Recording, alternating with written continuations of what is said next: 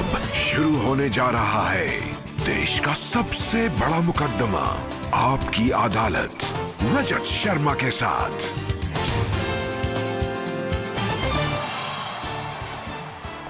नमस्कार, आपकी अदालत में आपका स्वागत है। आजकल पूरे देश में चर्चा है कश्मीर की, आर्टिकल 370 के हटने की।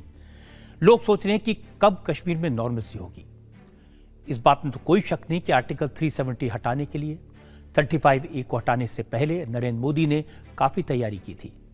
इस फैसले का क्या क्या कहाँ का असर हो सकता था, इसका बारीकी से अध्ययन किया, सारे लूपहोल्स को फिक्स किया, जम्मू कश्मीर में शांति बनी रहे इस बात को इंश्योर किया। लेकिन अब पाबंदियां हटनी शुरू हुई हैं धीरे धीरे, लोगों को बोलने का मौका मिलेगा धीरे धीरे। जाहिर है कुछ लोग जहर उगलेंगे, कश्मीर के हालात की सोच की असलियत सामने आएगी। लेकिन आज आपकी अदालत में इन नेताओं की असलियत मैं आपको दिखाऊंगा। मैं आपको दिखाऊंगा कि इतिहास गवाह है, कश्मीर के बड़े बड़े नेताओं ने, महबूबा मुफ्ती ने, गुलाम नबी आज़ाद ने क्या कहा। आप कह रहे हैं कि पाकिस्तान से बात करें, मुफ्ती साहब चाहते पाकिस्तान से बात करें। आपके खुद के बयान देखे मैंने 2016 का, 2017 का। आप कह रही हैं कि अगर जो घाटी के हालात ख़राब हुए हैं, वैली में जो खून खराबा है, उसके लिए पाकिस्तान जिम्मेदार है। ये तो आप ही की बात है। नहीं, वो तो बिल्कुल मैं तो कह रही हूँ कि जो हमारी मुसीबत है, जो हमारा खिमियाजा भुगतना पड़ता है, वो तो यही है ना, दो मुल्कों की जो दुश्मनी है। देखिए, जम्मू कश्मीर की जो समस्या है, ये तो जम्मू कश्मीर के लोगों ने नहीं बनाई। जम्मू कश्मीर के लोग सबसे ज़्यादा सेक्युलर है। जब हमारे मुल्क का बंटवारा हुआ मजहब की बुनियाद पे, जम्मू कश्मीर फ़कत वो एक रियासत है जो मुस्लिम मेजॉरिटी रियासत है और जिसने हमारे मुल्क हिंदुस्तान के साथ जाने का फैसला किया, मजहब को एक तरफ रखे। तो जो समस्या है उसमें तो पाकिस्तान का पहले से एक रोल रहा है।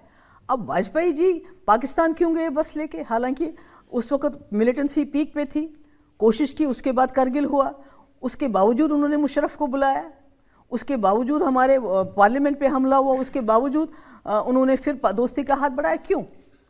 क्या वाजपेयी जी से ज़्यादा कोई नेशनलिस्ट हो सकता है? लेकिन क्या मोदी जी ने दोस्ती का हाथ नहीं बढ़ाया? उन्होंने अपने शपथ ग्रहण समारोह में नवाज शरीफ को बुलाया, उसके बाद रास्ते में अचानक नवाज शरीफ के बर्थडे पर चले गए वो पाकिस्तान। कोशिश तो की नहीं, मैं कहाँ कहती हूँ कोशिश नहीं की, पर ये there has to be consistency कि मैं ये तो बहुत, ये तो मैं कई बार कहते हैं ना कि जो लातों के भूत हैं वो बातों से नहीं मानते। आपने इतनी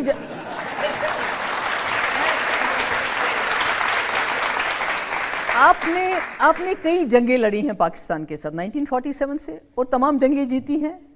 कश्मीर की समस्या हल हुई क्या? आज भी हम 30 साल से जंग लड़ रहे हैं। अगर जम्मू कश्मीर में कभी इन 30 सालों में कोई सुकून मिला है, वो तब मिला है जब वाजपेयी जी लाहौर चले गए और वहाँ मुशर्रफ के साथ ये इकरारनामा हुआ कि हम पाकिस्तान की ज़मीन को जम्मू कश्मीर या हिंदुस्तान के ख़िलाफ़ इस्तेमाल होने नहीं देंगे। मिलिटेंसी कम हुई, रास्ते खोलने की बात हुई, हुर्रियत के साथ डायलॉग का प्रोसेस चला जब LK आडवाणी थे। वो एक पीरियड था जब जम्मू कश्मीर में वाकई तब्दीली आई। महबूबा जी, जो लोग डायलॉग की वकालत करते हैं उनका क्या हाल होता है? और शुजात बुखारी जाने माने जर्नलिस्ट थे, वो डायलॉग के पक्षधर थे, सिविल सोसाइटी के मेंबर थे, उनको किस तरह बेदर्दी से मारा रमज़ान के महीने में। राइफल मैन औरंगज़ेब, उसको किस तरह से किडनैप किया, उसके फादर की चीख है, आवाज़ है, आज भी कान में गूंजती है। और आप कह रहे हैं कि पाकिस्तान से बात करो। क्या ये सब पाकिस्तान खून खराबा और कैसे बंद करेंगे आप? जम्मू कश्मीर में मैं कह रही हूँ कि आपने सर्जिकल स्ट्राइक्स की, क्या उसके बाद खून खराबा बंद हुआ? क्या शुजात बुखारी को मरने से आप रोक सके? नहीं। शुजात बुखारी की मौत बहुत बड़ा जो है दचका लगा है जम्मू कश्मीर के लोगों को, इसमें कोई शक नहीं है। मैं उसको बहुत करीबी से जानती थी, हालांकि इससे पहले 10 दिन मुझसे मिला और मुझे सारा बताया। वो जो हमारा जो एजेंडा है रास्ते खोलो, उसके ऊपर बहुत जो है दिल से वो काम कर रहे थे। मगर अगर आप ये समझते हैं कि जम्मू कश्मीर को हमारा हिस्सा है, जम्मू कश्मीर के लोग हमारे अपने लोग हैं, तो उनको कहाँ से तकलीफ होती है उसका इलाज करना पड़ेगा। अगर उनको पाकिस्तान के साथ कन्फ्रंटेशन की वजह से जम्मू कश्मीर के लोगों में का खून बहता है, तो आपको वाजपेयी जी की तरह एक बार नहीं, 2 बार नहीं, कई बार कोशिश करनी पड़ेगी। क्योंकि मैंने पहले भी कहा पाकिस्तान का नुकसान है, पर उतना नुकसान नहीं जितना हमारा है। कोशिश करें। वो पाकिस्तान जो आतंकवादियों को ट्रेनिंग देता है, वो पाकिस्तान जो आतंकवादियों को पैसा देता है, उनको गोला बारूद देता है और मारने के लिए लोगों को भेजता है, हमारे कश्मीर के इनोसेंट लोगों को वो लोग मारते हैं, उनसे बात करें। उतनी कोशिश करनी पड़ेगी जितना आपको कश्मीर से प्यार है। कश्मीर से तो इस देश को प्यार है। हाँ, जितना प्यार है। क्योंकि अगर आपके घर में एक बच्चे को तकलीफ है, तो आपने देखना इसकी तकलीफ का इलाज करूँ। हो सकता है कि आपको ऐसे कुछ भी उसमें इलाज करने पड़ेंगे जो शायद आप बहुत कीमती। देखिए, आप कह रही हैं कि पाकिस्तान से बात करें, इससे फ़ायदा होगा। नरेंद्र मोदी ने नवाज शरीफ को बुलाया, नरेंद्र मोदी पाकिस्तान गए, हमारे होम मिनिस्टर पाकिस्तान गए, बात करने की कोशिश की। बदले में क्या मिला? पठानकोट में हमला। बदले में क्या मिला? हमारे जवानों के म्यूटिलेटेड बॉडीज। किस पाकिस्तान से बात करने की बात? देखिए, मेरा ये है कि इसमें हमारी पास और कोई चारा नहीं है। वो कुछ भी करते रहे, हम उनके गले में माला पहनाते हैं। नहीं, आप माला नहीं पहनानी है। मैंने ये कहा ना कि आपको जम्मू कश्मीर के लोग को आप कितना चाहते हैं, कितना आप वहाँ खून खराबा बंद करना चाहते हैं, कितना आप सिक्योरिटी फोर्सेस के जो रोज ताबूत आते हैं वहाँ से गांव में चले जाते हैं, जो बेचारा अपना वो जॉब के लिए निकला होता है, घर से अपना काम करने के लिए निकला होता है, 20 साल का 22 साल का, वहाँ से उसका ताबूत आता है, फिर हम बड़ी सलामी देते हैं उसको, बहुत कुछ कहते हैं, उसके बाद भूल जाते हैं। तो अगर कहीं आपको ये खून खराबा बंद करना है तो देखिए, आप खुद भी मानते हैं कि पाकिस्तान इंटरफेयर करता है, पाकिस्तान का इंटरवेंशन है। नहीं, मैं मानता हूँ, आप मानती हैं? नहीं, वो तो कौन नहीं मानता है कि पाकिस्तान तो है इसमें। आप ये भी मानते हैं कि जो टेररिज्म है वो पाकिस्तान की देन है, वो वहां से लोग यहाँ भेजते हैं मारने के लिए? बिल्कुल, जो इन्फिल्ट्रेशन बिल्कुल लगातार हो रहा है, और जब हमारा सीज फायर हुआ तब भी इन्फिल्ट्रेशन चालू था। मगर मैं ये कहती हूँ कि जम्मू कश्मीर तो हमारा है ना, वो तो पाकिस्तान का नहीं है। तो अगर उसमें बर्बादी हो रही है, अगर उसमें तबाही हो रही है, और उसके लिए आपने पाकिस्तान को रोकना है, तो कैसे रोकेंगे आप? तो इसका मतलब है कि हमने कोशिश करनी, वो तो कोशिश नहीं करेंगे। उनका तो देखिए, आप वाजपेयी जी तो नहीं है सत्ता में, आप मोदी हैं। मोदी का काम करने का अपना तरीका है। वो कहते हैं मेरा 56 इंच का सीना है।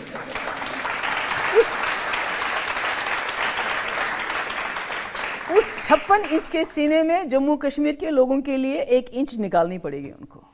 नहीं तो देखिए, idea of India is incomplete without idea of Kashmir. ये मानते हैं आप? उन्होंने एक कदम आगे बढ़ के कहा, उन्होंने कहा कश्मीर तब तक पूरा नहीं होगा जब तक जो पाक ऑक्युपाइड कश्मीर है उस पर हम कब्जा नहीं कर लेते।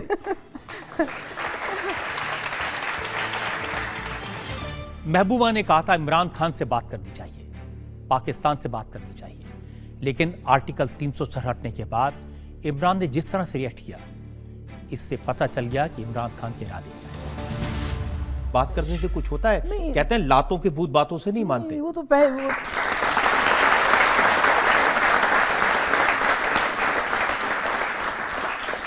ये सही नहीं है? हम 47 में जंग लड़ चुके हैं, 65 में हमारा जंग हुआ है, 71 में जंग हुआ, 99 में जंग हुई, हमारी बहुत ज़बरदस्त जंगें हुई। उसके बाद फिर बातचीत जब जंग हुई हमने पाकिस्तान को हराया है। उसके बाद क्या हुआ?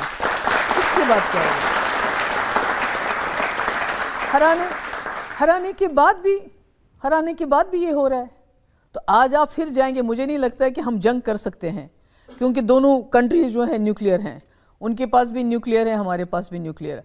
हाँ, ये ज़रूर हो सकता है कि आप बॉर्डर पे जाके कोई वहाँ के कुछ लोगों को, मैं सिपाही भी नहीं मरेंगे, सोल्जर भी नहीं, मगर वहाँ जो गांव लोग हैं उनमें से कुछ लोगों को मार के, वहाँ कुछ लोगों को यतीम करके आएंगे और हम बोलेंगे हमने जंग फतह कर ली, मगर उससे हमारा मसला हल नहीं होता है। महबूबा जी, जैश ए मोहम्मद ने माना कि उन्होंने ये हमला करवाया, जिस आतंकवादी ने ये किया उसने अपना वीडियो पहले से रिलीज कर दिया था, उसके बाद भी आप कह रहे हैं कि वो कश्मीरी था। ये सोचना चाहिए कि छोटे से जवान 21 साल का बच्चा, वो क्यों दिमाग में उसके ये आ रहा है। तो हमें जंग अगर करनी है तो इस आइडिया के साथ करनी है जो इस बच्चे के क्यों आ रहा है, मैं पूछ रहा हूँ किसने उसके दिमाग में ये भरा? वही तो बात है, क्यों ऐसा क्यों हो रहा है? क्यों हम इतना बड़ा मुल्क जिसके साथ हम हिस्सा हैं, हम बच्चों के दिमाग में वो बात नहीं डाल रहे हैं जो हम चाहते हैं?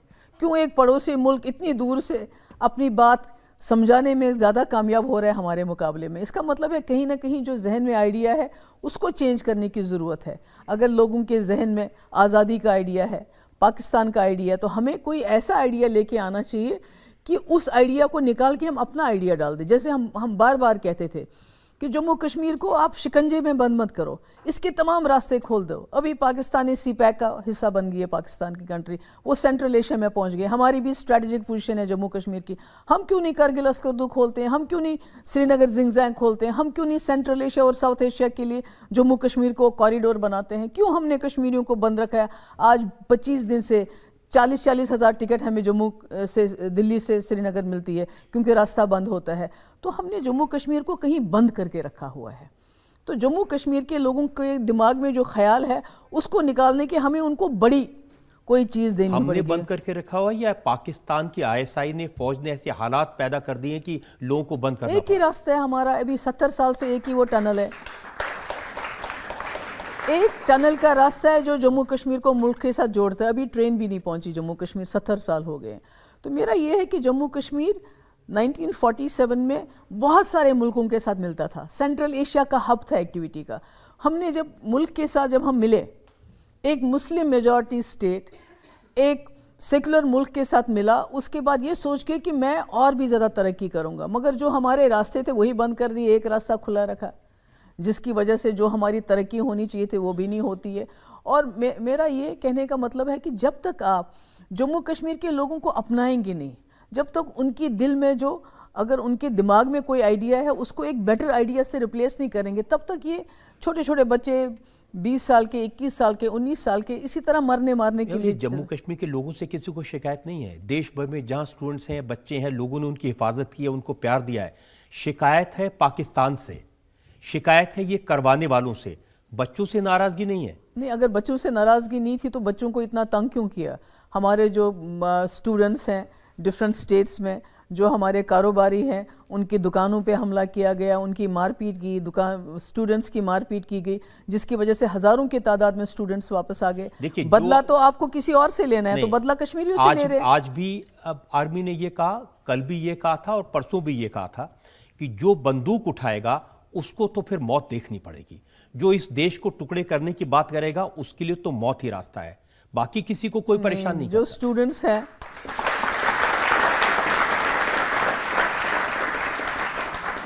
देखिए, जो मुल्क के कोने कोने में स्टूडेंट्स इस वक्त पढ़ते हैं। आपको याद होगा 90s में जब हालात ख़राब हो गए, हमारे तमाम लोग, हमारे बच्चे, स्टूडेंट्स पूरे मुल्क में आ गए और पूरे मुल्क ने बाहें खोल के उनका इस्तकबाल किया, उनको जगह दी। अदरवाइज कहाँ जाता कश्मीरी? मगर आज एक ऐसी सिचुएशन बन पड़ी कि जैसे कश्मीरी ही दुश्मन है, जैसे कश्मीरी ने हमला करवाया। तो उस तरह आप से लोग को, आप भी बताइए लोगों को कि ये दुश्मन पाकिस्तान है। आप भी बताइए लोगों को दुश्मन आईएसआई है, पाकिस्तान की फौज है, उससे लड़ना है। आप तो उनसे भी लड़ने को तैयार नहीं है। नहीं, देखिए, मैं कन्फ्रंटेशन के हक में तो मैं बिल्कुल नहीं हूँ। मेरा ये मानना है कि जो मसला दोस्ती से हल हो सकता है वो झगड़ा करने से नहीं हो सकता, क्योंकि हमसाए हैं हमारे। किससे दोस्ती करें? करनी इमरान खान पड़ेगी, से। पाकिस्तान के साथ बात करनी पड़ेगी, उसके बगैर कोई चारा नहीं है। There is no way out. जो इमरान खान आज भी ये कह रहे हैं कि हमें सबूत चाहिए, सबूत तो उनके पीछे बैठा है। रजत जी, मैं आपको ये बताना चाहती हूँ कि आज हम यहाँ बैठे हैं, अगर इसके बाद कोई हमारी जंग हो जाएगी, 1 साल के बाद आप मुझे फिर यही बुलाएंगे, फिर खुदा ना खास्ता अल्लाह ना करे कोई हमला होगा, फिर यही बात करेंगे। इससे जंग से कुछ होने वाला नहीं है। अगर कुछ निकलेगा, पाकिस्तान के साथ आप बात करो, उनको टेबल पे लाओ, उनको बोलो बताओ क्यों किया आपने ये हमला, उनको सबूत दे दो। और देखो, अगर इमरान खान नया प्राइम मिनिस्टर वहाँ आया है, उसको भी आजमाइए, उसको भी देखिए, चांस दे दीजिए कि क्या हुआ ये। क्योंकि मुझे लगता है कि वो एक इमेंसिपेटेड आदमी है और उसको, वो पाकिस्तान की तरक्की चाहता है। अगर वो पाकिस्तान की तरक्की चाहता है तो हिंदुस्तान के साथ दुश्मनी लेके वो तरक्की पाकिस्तान नहीं कर सकता। आप कह रहे हैं कि नए आदमी है, तरक्की चाहते हैं। पाकिस्तान के जो फॉर्मर प्रेसिडेंट है आसिफ जरदारी, उनका बयान मैंने देखा, उन्होंने कहा इमरान खान तो पाकिस्तान की फौज के हाथ की कठपुतली है। तब तो ज़्यादा अच्छा है, क्योंकि पाकिस्तान की फौज और पाकिस्तान का वज़ीर आज़म अगर एक ही सोच के हो तब तो बात करना ज़्यादा आसान है। क्योंकि मुशर्रफ जब थे उस वक्त वाजपेयी जी और उनकी काफ़ी अच्छी बात चली थी, उस वक्त रास्ते खुले थे, बाकी चीज़ें हुई थी। आज अगर इमरान, पाकिस्तान की फ़ौज उनको सपोर्ट कर रही है तो मेरे ख्याल में यही अच्छा वक्त है बात करने का, क्योंकि जो इमरान बात करेंगे वही फ़ौज करेगी, जो फ़ौज की मंशा होगी वही इमरान करेगा। ये बात सही है। जो उनकी पुरानी बेगम है रेहन खान, उन्होंने भी कहा कि जो बयान इमरान खान ने दिया था वो फौज ने लिख के दिया था, वो सिर्फ पढ़ रहे थे। तभी तो मैं कहती हूँ बहुत अच्छी बात है अगर इमरान खान के पीछे फ़ौज है, क्योंकि फ़ौज से ही हमारा झगड़ा है ना। पाकिस्तान में फ़ौज के साथ ही हमारा जो है, हम कहते हैं लेना देना, कि यही फ़ौज करवाती है। तो अगर इमरान खान फ़ौज के एजेंट के तौर पे आप कहते हैं कि वो काम करें तो वो तो अच्छी बात है, क्योंकि इसका मतलब है जो इमरान खान कहते हैं फ़ौज उसका सपोर्ट कर रही है। अगर इमरान खान कहते हैं कि मैं दोस्ती का हाथ बढ़ाना चाहता हूँ, करतारपुर खोल दिया उन्होंने 70 साल के बाद, हमें उसको भी अप्रिशिएट करना चाहिए। सब कहते हैं कि जो आर्मी ने, जो जम्मू कश्मीर का कोई मिलिट्री सोल्यूशन नहीं है, जो आर्मी ने करना था, फौज ने करना था, हम अपना काम कर चुके हैं। अब there has to be a political solution. अब पॉलिटिशियंस, लीडरशिप का काम है कि वो इसका कोई हल ढूंढे। सॉल्यूशन हो सकता है, आप पाकिस्तान से कहिए मसूद अजहर को हिंदुस्तान को सौंप दें, हम बात कर लेंगे। महबूबा जी, जब पाकिस्तान ने जंग की है, हर बार मुंह की खाई है, न्यूक्लियर नहीं थे, उसके बाद भी तब आपको न्यूक्लियर भरोसा नहीं नहीं है? तब न्यूक्लियर नहीं थे, अब न्यूक्लियर है, बड़ा खतरा है। और सबसे ज्यादा खतरा हमको है, जम्मू कश्मीर के लोगों को, क्योंकि हम पिस जाते हैं बीच में। जब दो हाथी आपस में लड़ते हैं तो नीचे जो घास होती है उसका बेड़ा गर्क हो जाता है। वही हमारा हाल हमारा है जम्मू कश्मीर का। 1999 महबूबा जी, मैं आपको याद दिलाना चाहता हूं, और ये वारदात मैं आपको 30 सेकंड्स लूंगा रजत जी।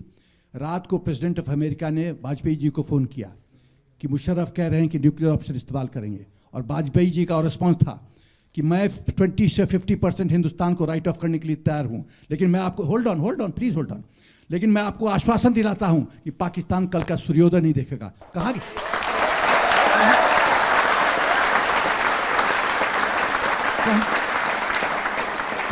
कहाँ गया पाकिस्तान का न्यूक्लियर? पूरा पाकिस्तान खत्म करने के लिए आधा हिंदुस्तान हम खत्म कर दें? एक सेकंड, अरे खत्म करने की जरूरत पड़ेगी तो सैक्रिफाइस करना पड़ेगा। क्या सैक्रिफाइस करना पड़ेगा? पाकिस्तान का न्यूक्लियर कैपेबिलिटी मैं आपको बताता हूं, they are just holding TNWs, tactical nuclear weapons. उनका आर्गुमेंट तो बड़ा अच्छा, वो कह रहे हैं कि आप कह रही हैं कि एकदम क्षमता नहीं, दो हाथी है। की बात कर रहे हैं, हाथी चींटी की भी लड़ाई नहीं है। क्या बात है?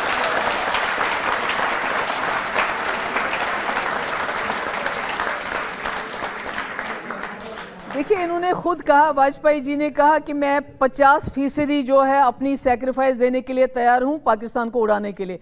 हमारा मुल्क बड़ा है, पाकिस्तान बड़ा है, हमारे मुल्क के आधे के बराबर है पाकिस्तान के। इसीलिए वो कह रहे हैं कि हाथी और चींटी की लड़ाई होगी। पाकिस्तान को उड़ाते उड़ाते हमारा आधा मुल्क उड़ जाएगा तो क्या फायदा? क्या बात करते हैं आप? महबूबा जी देखिए, अपने जिस्म को काटेंगे क्या?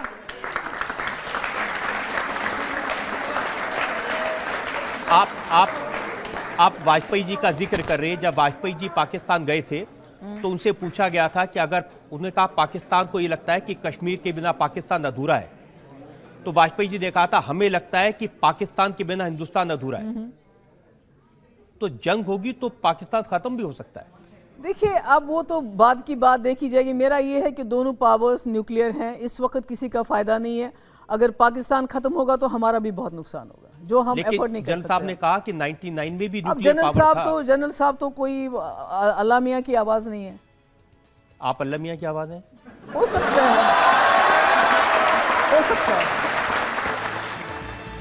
अनुपम खेर जब आपकी अदालत में आए तो उन्होंने कश्मीरी पंडितों का दर्द बयान किया।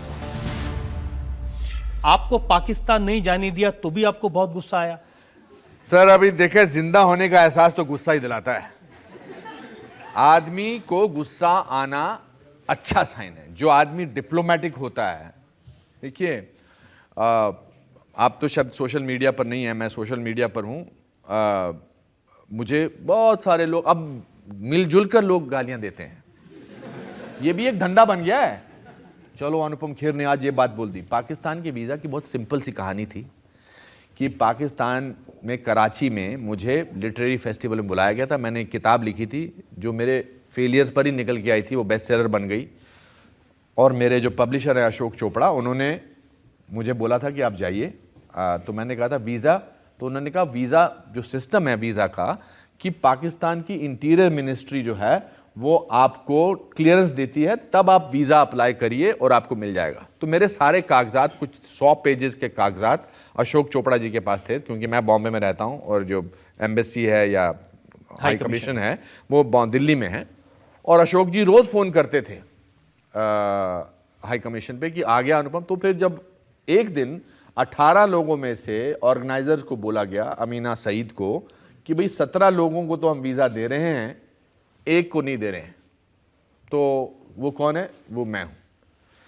फिर बाहर आकर हमारे ही अपने 18 में से एक मोहतरमा बोली कि जब अप्लाई ही नहीं किया तो कैसे मिल सकता है। तो अप्लाई करने का तो सवाल ही पैदा। फिर ये इस बात का खंडन ऑर्गेनाइजर ने किया कि नहीं, he was not suppose to apply. So it is very important sometimes to call peoples fraud, even if you see the popular problem. Pakistan जाके क्या कर लेते? हिंदुस्तान की बात करता, सिंपल सी बात है। सर आप शायद इस बात से वाकिफ हैं, इनफैक्ट शायद नहीं, आप इस बात से वाकिफ हैं कि मैं एक कश्मीरी पंडित पीड़ित हूं। इस पर भी नुक्ताचीनी हो रही है। मैंने वीडियो देखा आपका कश्मीर पंडित, दर्द तो आता है, हाँ। लेकिन लोग पूछते हैं अनुपम खेर ने बोला तो बहुत अच्छा है, दर्द तो बहुत अच्छा बयान किया, वीडियो बड़ा अच्छा है, लेकिन अनुपम खेर ने क्या किया है कश्मीरी पंडितों के लिए? सर वो वीडियो बनाया है ताकि दर्द को सिर्फ दिखाना बहुत जरूरी है। अगर मैं सरकार होता, मैं किसी भी कुछ होता तो मैं बहुत कुछ करता, मगर कभी कभी बात करना बहुत जरूरी है। Why do we use actors for cancer? Why do we use actors for 2 बूंद से आपका पोलियो ठीक हो जाएगा? ये यही बात होती है, बिकॉज एक्टर्स, और बोलता जाता है कि जी आप तो कश्मीर में नहीं पैदा हुए, आप तो, इसी the point is, it is so disgusting कि अगर आप एक सोते हुए इंसान को तो जगा सकते हैं, लेकिन जो आदमी सोने की एक्टिंग कर रहा है उसको जगा के नहीं सकते आप। तो मुझे क्या किसी को प्रूव करना है?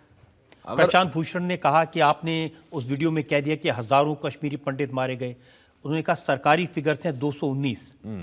तो उनको क्या लगता कि जब 1000 मरते तब वो ट्रेजेडी बनती? क्या 219 लोग काफी नहीं है एक ट्रेजेडी के लिए? क्या एक अकेला हनुमंतप्पा, क्या अकेला एक जवान हमारे मरना वो काफी नहीं है? क्या 200 या 500 या 25,000 लोग होने चाहिए तब उनको लगता है? प्रशांत भूषण जी ने तो कश्मीर में ये भी कहा था कि वहां पर वो करा लो रेफरेंडम, ये बोलते हैं ना, रेफरेंडम करा लो, उधर के लोगों से पूछ लो कि कहां रहना चाहते हैं। झंडे तो उनके साथ लेकर मैं भी खड़ा हुआ था इंडिया अगेंस्ट करप्शन पे। आप भी अन्ना हजारे के साथ दिखाई दिए थे। जी बहुत, तब तो किसी ने नहीं कहा, और जैसे इन्होंने पार्टी बनाई मैं तो निकल गया भाई, मुझे नहीं चाहिए। अन्ना जी तो निकलना ही था, और अन्ना जी ने मुझे कहा था जब ये बात बन रही थी, चल रही थी, उस मीटिंग में जब मैं था, I want to clarify this and I want to take it to the people. Anna Hazare साहब पॉलिटिकल पार्टी बनने के बेहद खिलाफ थे, बहुत गुस्से में थे जब वो मीटिंग हो रही थी। बट एनीवे, तो इस सब मुद्दे पर गुस्सा आना स्वाभाविक है और आना चाहिए। ये गुस्सा ही था जिसने हमें आजादी दिलाई सर। 200 साल 400 साल हमने गुलामी की, गुस्सा ही था। अब आर्टिकल 307 हटने के बाद कश्मीरी पंडितों की उम्मीद बढ़ी है, उन्हें लगता है कि वापस अपने घर, अपने कश्मीर लौट सकेंगे। ब्रेक के बाद हम बात करेंगे क्या 2 निशान 2 विधान से वाकई में जम्मू कश्मीर के लोगों का नुकसान हुआ।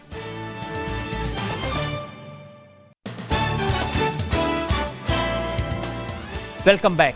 70 साल से सब लोग एक ही सवाल पूछते थे, क्या जम्मू कश्मीर का अलग संविधान हो, अलग झंडा हो तो भारत का पूरी तरह हिस्सा कैसे हो सकता है? 370 का फायदा क्या है? लेकिन महबूबा मुफ्ती ने अलग संविधान, अलग झंडे की वकालत की, हमेशा की, बार बार की। वो तो ये मानती हैं कि कश्मीर के पास असली ताकत धारा 370 की वजह से थी। बीजेपी ने हमेशा कहा 2 निशान 2 विधान कभी नहीं चलेंगे, 2 झंडे नहीं होने चाहिए, लेकिन मुफ्ती साहब ने कहा कि गाड़ी पर 2-2 झंडे लगाओ, बिल्डिंग पर 2-2 झंडे लगाओ, उनको एम्बेरस करने के लिए। यही तो अफसोस की बात है। आपको मालूम है जिसको मुफ्ती साहब हल्फ ले रहे थे, अगर आप वो निकालें वहां 2 झंडे दिखे आपको? हमारे जैसे इनको यही तो प्रॉब्लम है, कश्मीर के बारे में बहुत कम जानते हैं लोग। जिस तरह अमेरिका में बहुत सारी स्टेट्स में अलग कॉन्स्टिट्यूशन है, अलग फ्लैग है, और इसी तरह जम्मू कश्मीर में हमारी अपनी कॉन्स्टिट्यूशन, अलग फ्लैग है। जिस वक्त मुफ्ती साहब हल्फ ले रहे थे, मोदी जी वहाँ बैठे थे, अगर आप उसको रिपीट करें तो वहाँ भी आपको 2 झंडे मिलेंगे। हमारे सेक्रेटरीट में भी 2 झंडे हैं। हमारी जो गाड़ियाँ हैं, हमारे मिनिस्टर्स जो हैं वो 2-2 झंडे इस्तेमाल करते हैं। ये कोई मुफ्ती साहब ने लाई हुई नहीं, ये बहुत पुरानी, ये जो हमारा स्पेशल जैसे आज लैंड बिल पे यहाँ बहुत शोर चल रहा है, ये इफ्सो फैक्टो हमको अप्लाई नहीं करता है। हमारी अपनी कानून, अगर हम चाहेंगे तो इसको अडॉप्ट कर सकते हैं, नहीं चाहेंगे तो नहीं कर सकते। इसलिए हम अपने कानून खुद बनाते हैं। हमारा एक झंडा है, हमारे रेजिड्यूरी पावर्स है, जिसको आप 370 कहते हो। तो इसलिए मुफ्ती साहब ने ये झंडा अपने साथ नहीं लाया, ये झंडा वहाँ है और कई सालों से है। यही तो प्रॉब्लम है। मुझे लगता है कि हमारे स्कूल्स में एक चैप्टर होना चाहिए जम्मू कश्मीर को लेके, जम्मू कश्मीर की स्पेशल पोजीशन क्या है। अगर हम चाहे तो हम कल 33% रिजर्वेशन वुमेन का बिल अपना पास कर सकते हैं। हम कर सकते हैं ऐसा, क्योंकि हमारे पास रेजिड्यूरी पावर्स हैं, हम बना सकते हैं। तो इसलिए जो हमारे पास अच्छी चीज़ें हैं तो उसको आप एक्नॉलेज कीजिए, उसको ट्रेजर कीजिए। यासीन मलिक कश्मीर के अलगाववादी नेता हैं, बहुत तीखा बोलते हैं, फिलहाल जेल में हैं। जब वो आपकी अदालत में आए थे, उनका कहना था कि नरेंद्र मोदी को पाकिस्तान से बात करनी चाहिए। लेकिन प्रधानमंत्री मोदी की सोच थोड़ी अलग है। 70 साल हो गए कश्मीर के मसले पर बात करते हुए, लेकिन क्या हासिल हुआ? मोदी को लगता है अब एक अलग रास्ते पर, एक नए रास्ते पर चलना चाहिए, क्योंकि नया भारत है। आप कभी नेहरू जी की बात करते हैं, कभी वाजपेयी जी की बात करते हैं, आप ये क्यों भूल जाते हैं कि इस समय एक सख्त आदमी हिंदुस्तान का प्राइम मिनिस्टर मैं है? यही कह रहा हूं कि आज यहाँ ना नेहरू है ना अटल बिहारी वाजपेयी, यहाँ आज नरेंद्र मोदी जी हैं। और नरेंद्र मोदी जी को लगता है कि मैं सख्त तरीन लाइन लेकर शायद कश्मीर की तहरीक को ख़त्म कर सकता हूँ। दुनिया की तवारीख गवाह हैं, फौजी ताकत इस्तेमाल करके किसी भी कौम को आज तक दबाया नहीं जा सकता, किसी भी तहरीक को ख़त्म नहीं किया जा सकता। इसलिए हमारे लिए भी इम्तिहान है जो मोदी जी यहाँ पर आए, और इंशाल्लाह हम भी दीवाने हैं, हम इस इम्तिहान में कामयाब हो जाएंगे। उन्होंने पाकिस्तान से कह दिया अलगाववादियों के साथ वॉक और इंडियन गवर्नमेंट के साथ टॉक, ये नहीं हो सकता। देखिए या तो हमसे बात कर लीजिए या फिर यासीन मलिक से बात कर लीजिए। देखिए नरेंद्र मोदी जी को मैं भी एक मैसेज देना चाहता हूँ कि हम लोग भी दीवाने हैं, तो वो अगर जुल्म करना चाहते हैं वो जी भर के करे। मैं तो सिर्फ ये कहूँगा, इधर आ सितमगर तू हुनर आजमा, तुम तीर आजमाओ मैं जिगर आजमाऊँ। पाकिस्तान हेरात में हिंदुस्तान के ऑफिस पर हमला करता रहे, पाकिस्तान यहाँ बात करने से पहले हफीज सईद को क्लीन चिट देता रहे, फिर भी उससे बात करें। वही तो आप कह रहे हैं ना, आप कहते हैं कि जो 24 साल से होकर आया था प्रेसिडेंट, हम कहते हैं कि ये बदल दो। तो क्या अब ये सरकार का मैसेज तो यही है कि जो 24 साल से हो रहा है वो अब नहीं होगा। यासीन साहब, अब सरकार का ये है कि मैंने तो पहले ही कहा, हमारे लिए मैसेज हैं कि जो हैं वो कहते हैं कि आपके लिए for us hard days are come, और हम खुदा से दुआ करें कि जो हमारे लिए सख्त तरीन दिन आ रहे हैं हम इंशाल्लाह इसमें सर्वाइव करेंगे। मुल्क के लिए तो अच्छे दिन आने वाले हैं, वो कहते हैं। देखिए यासीन साहब, आप हिंदुस्तान में रहते हैं, यहाँ का नमक खाते हैं, यहाँ की रोटी खाते हैं, यहाँ की हवा में सांस लेते हैं, यहाँ का पानी पीते हैं, लेकिन बात करने के लिए बार बार पाकिस्तान भागते हैं।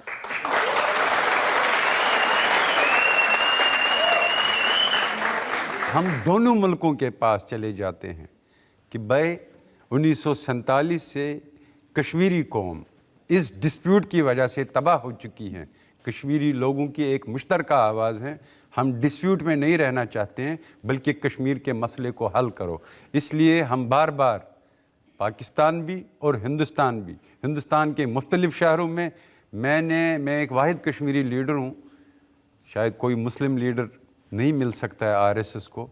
मैंने आरएसएस के साथ भी 5 घंटे की तवील मीटिंग की थी 2010 में। यासीन साहब, तो हम उनके पास भी चले आए ताकि कश्मीर के मसले का किसी किस्म का हल निकले। लेकिन आप उस पाकिस्तान से बात करते हैं जो ओसामा बिन लादेन को पनाह देता है। देखिए रजत जी, आपको हिंदुस्तान के साथ जब हम इनके बुलावे पे चले आए तो आपको ऑब्जेक्शन नहीं है। जब वो बुलाए जिनको आप फ्रीक मानते हैं, मैं तो फ्रीक आप नहीं, कहते हैं, उस वक्त आप कहते हैं आप जी उनके एजेंट हैं।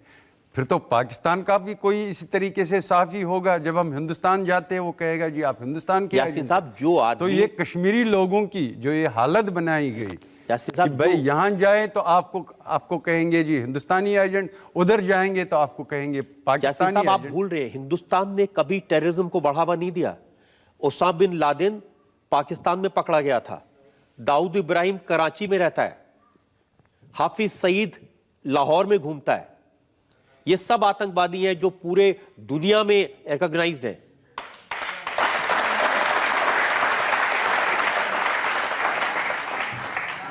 देखिए ये जो मामलात हैं, ये मामलात हिंदुस्तान और पाकिस्तान के दूसरे इश्यूज से रिलेटेड हैं। फिर अगर हिंदुस्तान को ये ज़्यादा कंसर्न है तो हिंदुस्तान क्यों निकला है पाकिस्तान के साथ बात करने के लिए? या तो हिंदुस्तान का एक वाजिया मौक़िफ़ हो, हिंदुस्तान ने बातचीत कैंसिल की, कश्मीरियों से की मिले। उन्होंने ये नहीं इस पे बातचीत कैंसिल नहीं की कि हाफिज सईद जी खुलेआम घूम रहे हैं लाहौर में, उसामा बिन लादेन जी पकड़े गए पाकिस्तान में, दाऊद इब्राहिम जी कराची में बैठे। उन्होंने इस पे बातचीत कैंसिल नहीं की। ये तो मैं आपसे पूछ रहा हूँ कि मैं भी तो, अगर ये मौक़िफ़ मेरा भी यही है, अगर मौक़िफ़ ये है तो फिर तो खुलेआम हिंदुस्तान कहे हमने इन इश्यूज पे बातचीत की है। लेकिन हिंदुस्तान का जो यासीन साहब, मौक़िफ़ है, मैं तो आपसे जो पूछ रहा हूं सरकार की तरफ से नहीं, हिंदुस्तान की जनता की तरफ से पूछ रहा हूं, जो लोग यहां बैठे हैं। जब पाकिस्तान हमारे सैनिक हेमराज को पकड़ लेता है, उसका सिर काट करके बॉडी भेज देता है, पाकिस्तानी सैनिक उसका सिर ले जाते हैं, तो बहुत दर्द होता है हिंदुस्तान के लोगों को। और जब उस पाकिस्तान से बात करते हैं तो बहुत नाराजगी होती है।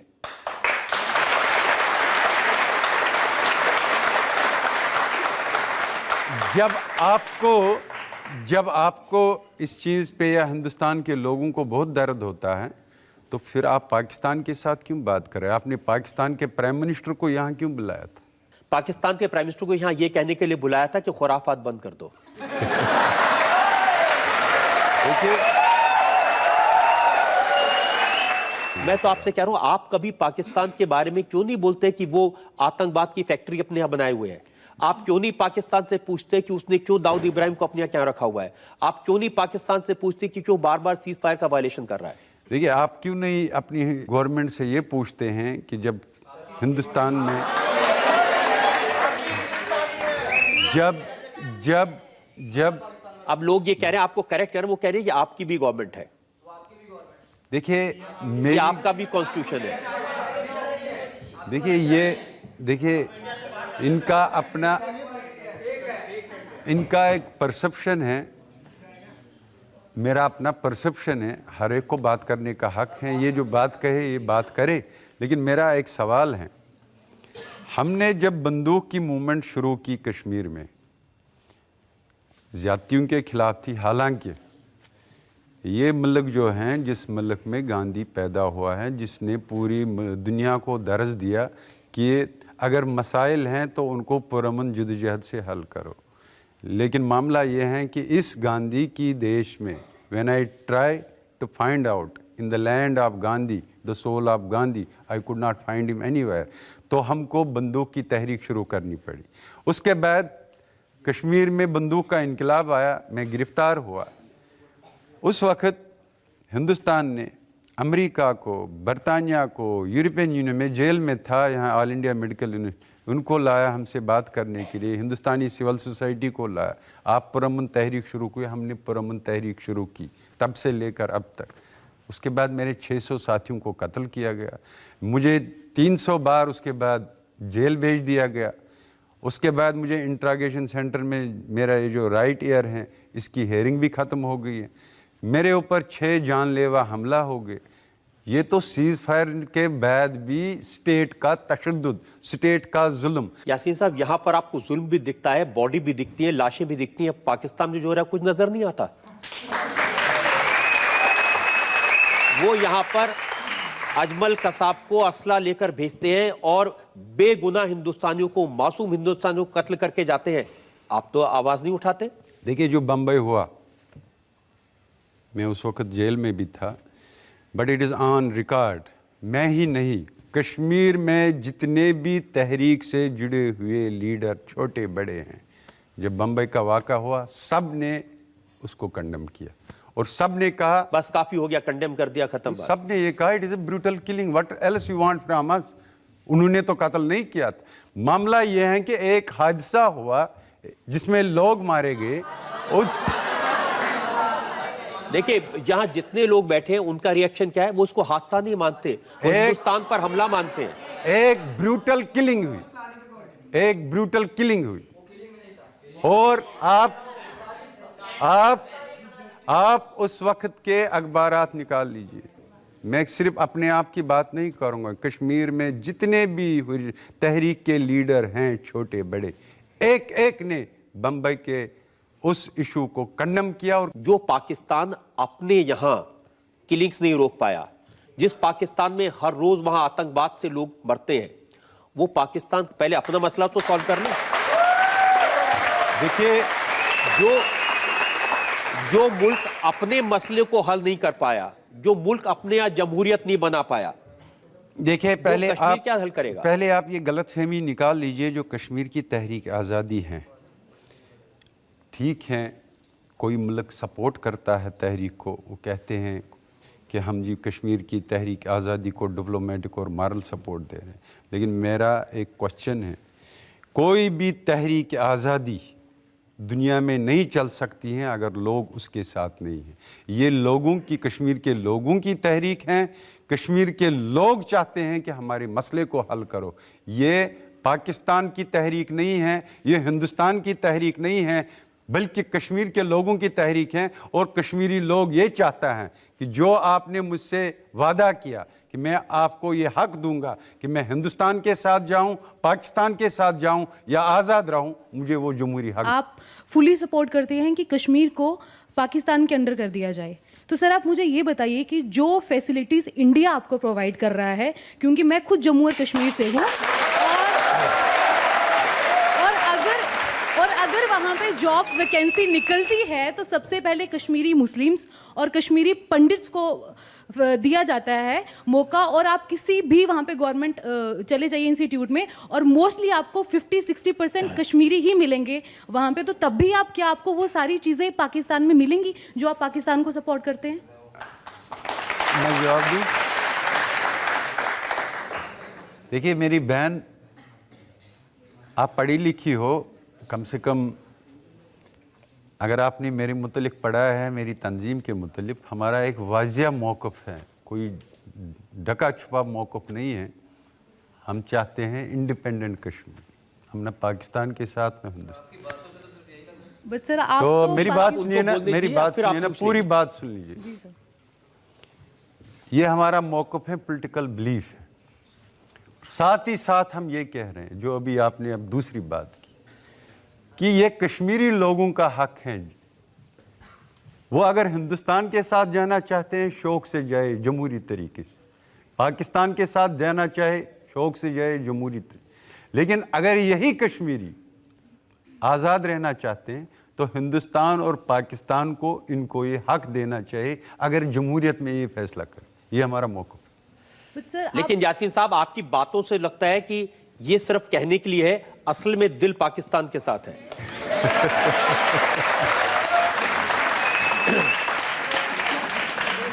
देखिए, अगर आप ये कहते हैं कि मेरा पॉलिटिकल बिलीफ झूठा है,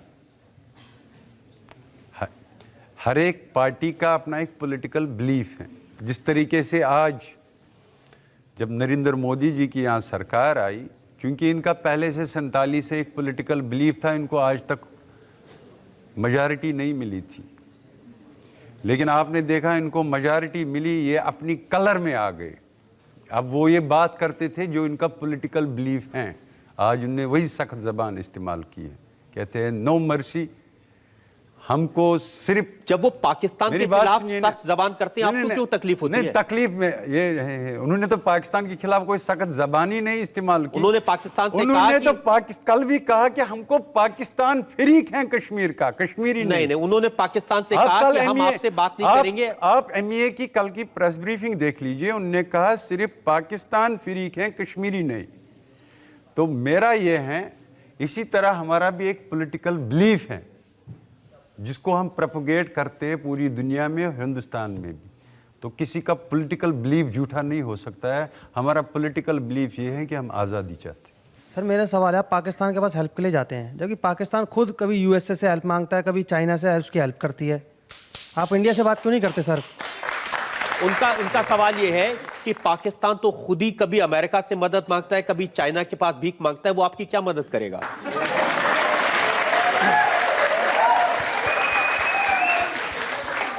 मैंने पहले भी आपको कहा, अब भी ये मैं बात दोहराता हूँ कि जो कश्मीर की तहरीक आज़ादी है, ये कश्मीरी लोगों की अपनी तहरीक आज़ादी।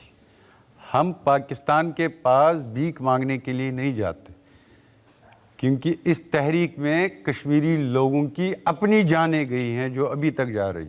इसमें कश्मीरी लोग, इसमें इसमें कश्मीरी लोग कुर्बानियां दे रहा है और हर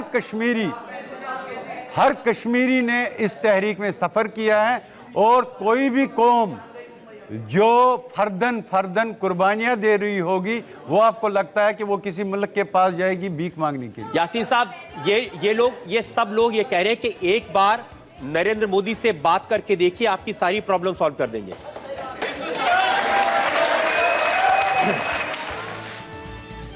आपकी अदालत ने कश्मीर का इतिहास रिकॉर्ड किया है।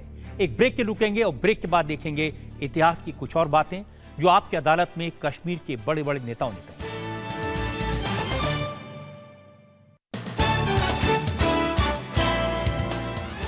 जब आर्टिकल 377 हटाने पर पार्लियामेंट में बहस हुई तो अमित शाह ने कई बार कहा कि कश्मीर को विशेष दर्जा देने वाले इस कानून का फायदा कश्मीर के 3 राजनीतिक परिवारों को हुआ।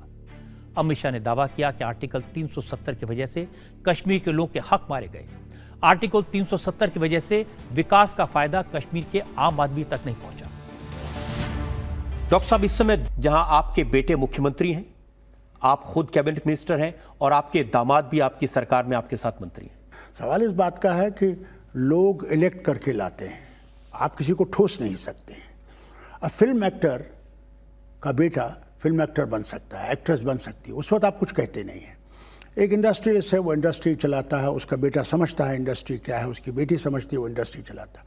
मगर यहाँ तो इलेक्शन करके आना पड़ता है, ऊपर से ठोस नहीं सकते हैं आप।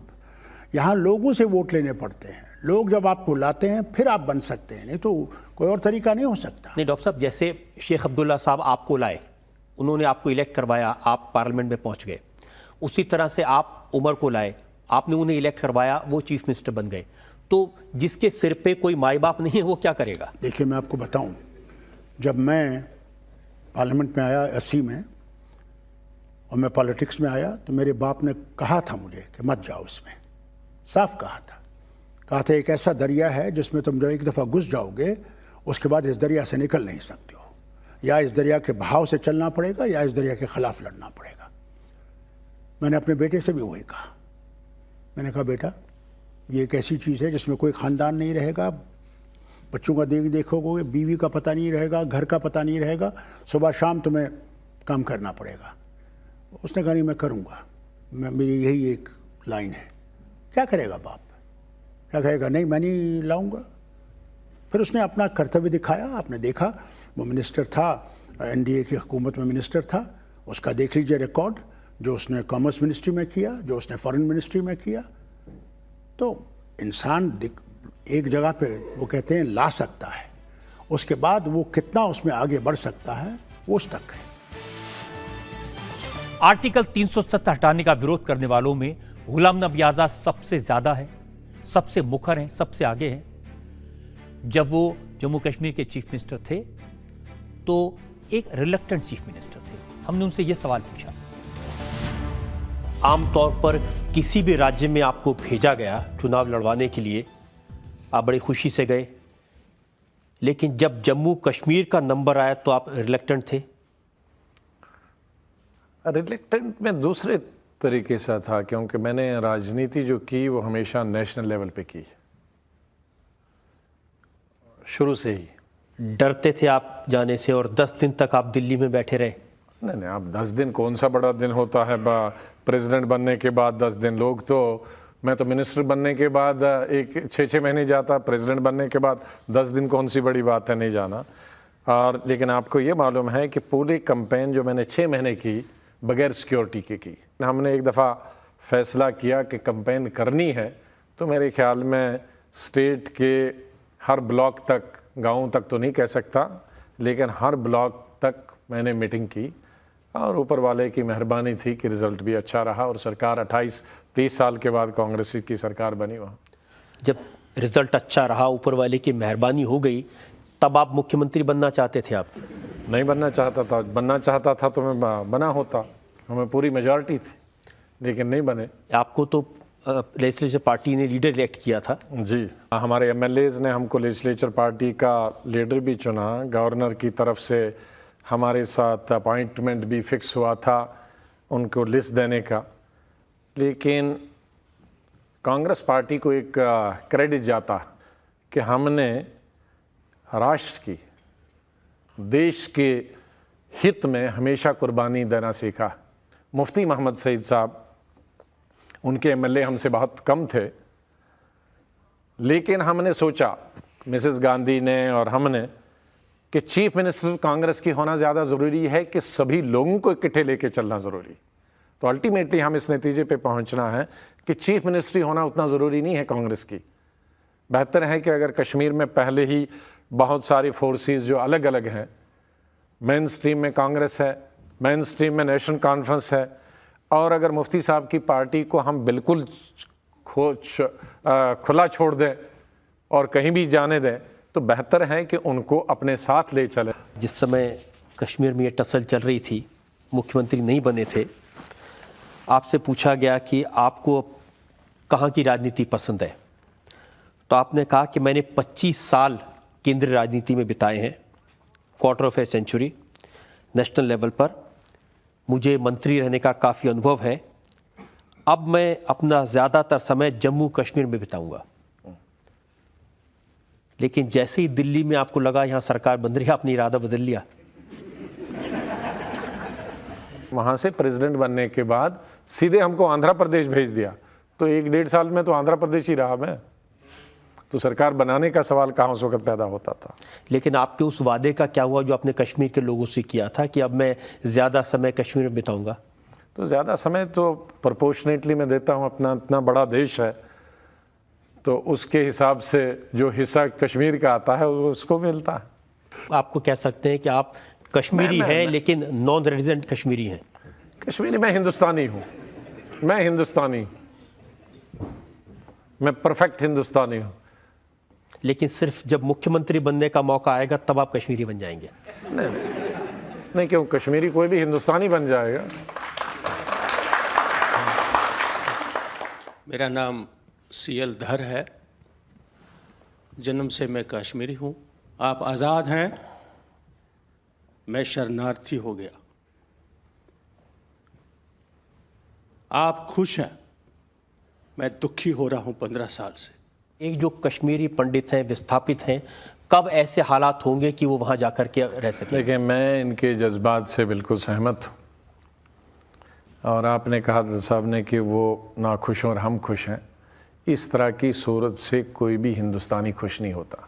लेकिन वो पूछ रहे हैं कि कब ऐसा वक्त आएगा? मैंने कहा कि हमारे हाथ में नहीं, गवर्नमेंट ऑफ इंडिया के हाथ में नहीं। कौन सा हुक्मरान अपने मुल्क का चाहेगा नहीं कि उसके लोग शांति से रहें, अमन से रहें, खुशहाली से रहें और अपने घर में रहें। अब तो केंद्र में भी आपकी सरकार है, राज्य में भी आपकी सरकार है। हमारी है, लेकिन पाकिस्तान में हमारी सरकार नहीं है ना। ये बीमारी कश्मीर की है, नहीं है, दिल्ली पंजाब की नहीं है, केंद्र की नहीं है, ये एनडीए और यूपीए की नहीं है। तो ये बीमारी तो उस तरफ से है, और उस बीमारी का इलाज हमारे पास होता तो बहुत पहले का कर लिया होता। तो अब इसका इंतजाम आप करेंगे कि पाकिस्तान में जो सरकार बने हमारी पसंद की हो? काश वो हमारे हाथ में हो, वो भी, और वहाँ किसकी पसंद की सरकार है वो और किसी मुल्क के हाथ में है, हमारे मुल्क के हाथ में नहीं है। वो आप भी जानते हैं, हम भी जानते हैं। एक ब्रेक के रुकेंगे और ब्रेक के बाद आपकी अदालत में सुनेंगे कश्मीर के कुछ और बड़े नेताओं की बात।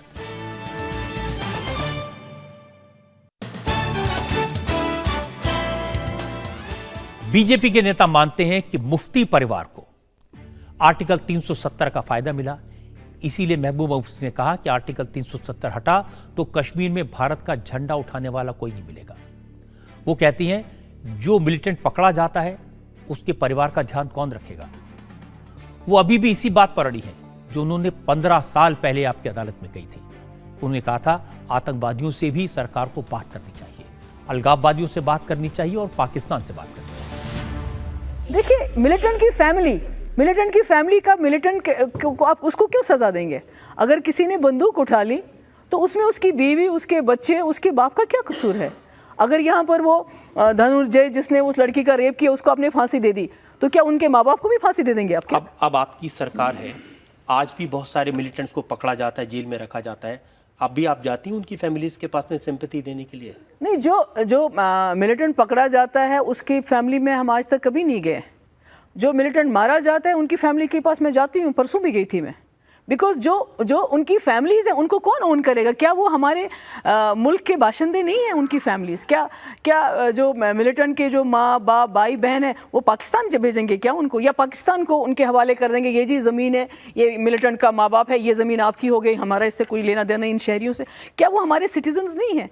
क्या एक मिलिटेंट अपने माँ बाप भाई बहन से परमिशन लेके बंदूक उठाता है? क्या कोई माँ बाप अपने बच्चे को बंदूक उठाने की परमिशन देगा? अगर हम इन फैमिलीज़ को ओन नहीं करेगा तो कौन करेगा?